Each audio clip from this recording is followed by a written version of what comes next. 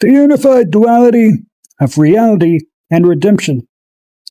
Reality isn't a flat line of truth. It's a living, breathing tension of opposites. Like atoms formed of positive and negative charge, creation exists through dynamic interplay, light and dark, right and left, expansion and contraction. What's true from one angle might look false from another.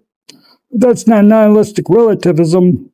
That's relational truth within a vast, unified, multidimensional totality construct. The Bible mirrors this paradox. It doesn't reduce life to simple binaries. It invites us into sacred tension. The knowledge of good and evil wasn't a blessing. It fractured our wholeness. It tempted us to judge, divide, label. But Scripture is full of layered language. Fear can mean torment or reverent awe.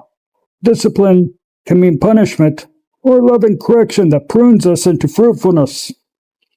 Enter Yeshua, the embodied totality, the Word made flesh, the Prince of Peace who also brings a sword, not a sword of violence, but of separation, a holy scalpel that cuts away false unity, exposes shallow allegiances, and prepares the soul for growth.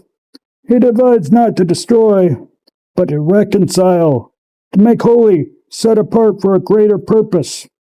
The cross is the perfect image of this.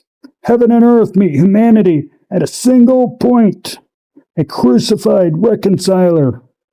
Death becomes the seedbed of life. Wounding becomes healing. Division becomes harmony.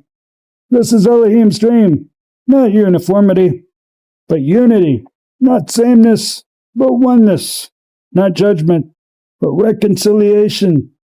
We are invited to choose life, not the tempting knowledge that lets us judge others, but the tree of life itself, compassion, growth, love.